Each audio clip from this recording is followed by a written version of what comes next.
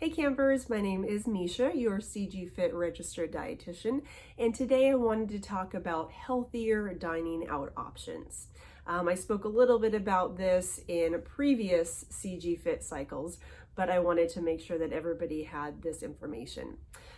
Dining out can definitely fit into a healthy meal plan. As a dietitian, I dine out, but I make sure to keep it for special occasions. It's not an everyday thing.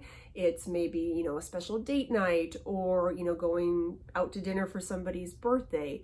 We want to keep it to those occasions.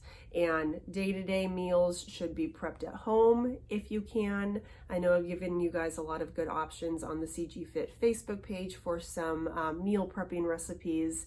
So hopefully that can help you decrease the dining out. But I have some tips for when you do go out to eat, how to make sure that you're making healthier choices.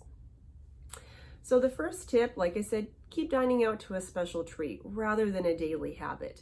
That's not only going to save you a lot of calories and maybe unhealthy fat and sodium, but it's also going to save you money.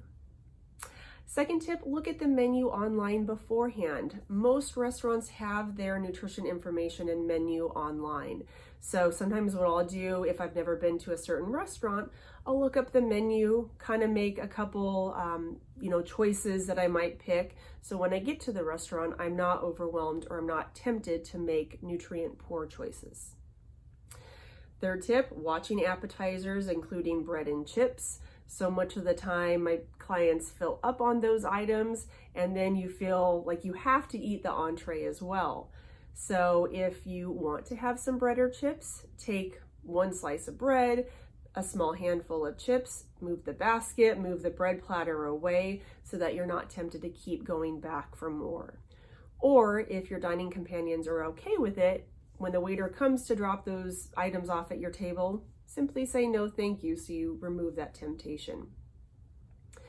Next, think before you order a drink. We want to make sure that our drinks are lower calorie, lower sugar, so that we're not filling up on those empty calories and that we can save room for the nutrient-dense foods at the meal.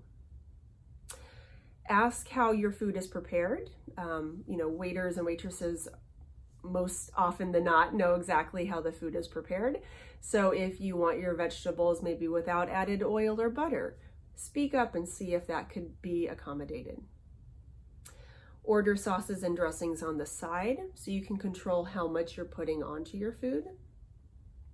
Splitting a meal with your dining companion, again, saves you some calories and saves you some money. This is a great tip that a lot of my clients use. Ask for a to-go box at the beginning of the meal. If you get a to-go box at the end of the meal, you might keep picking at it and eating more and more, even though you're physically full.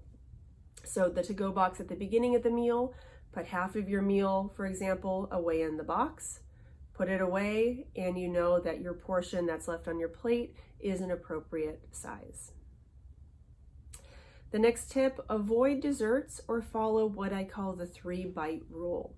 So the first 3 bites of any food is the most enjoyable and most pleasurable. So have 3 small and mindful bites of dessert, for example. And after 3 bites, take the plate away, push it to the end of the table. And so that way you don't feel deprived. You get that satisfaction, but you're not overindulging on high fat, high calorie, and high sugar items. And then the last tip, little food safety 101, refrigerate leftovers within 2 hours. We don't want your leftovers to have any foodborne illnesses when you choose to eat them. So hopefully those tips will help you guys. Again, keeping it to a special occasion. It can definitely fit into a healthy meal plan. It just takes a little bit of time, effort, and planning ahead. Thanks, everyone.